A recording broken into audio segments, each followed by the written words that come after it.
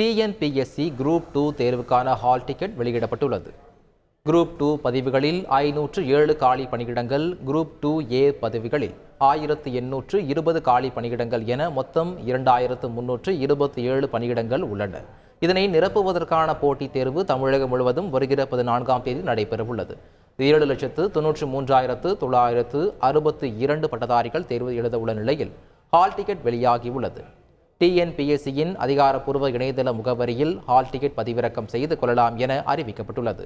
Hall மாறாட்டம், தேர்வு அறைக்கு உள்ளே வெளியே விரும்பத்தகாத செயல்களில் ஈடுபடுவது உள்ளிட்ட எவ்வித முறைகேட்டிலும் ஈடுபடும் பட்சத்தில் குற்றவியல் நடவடிக்கை எடுப்பதோடு 3 ஆண்டுகள் தேர்வு எழுத தடை விதிக்கப்படும் என டிஎன்பிஎஸ்சி நிர்வாகம் எச்சரிக்கை விடுத்துள்ளது. செய்திகளை உடனுக்குடன் தெரிந்து கொள்ள உடனே சப்ஸ்கிரைப் பண்ணுங்க.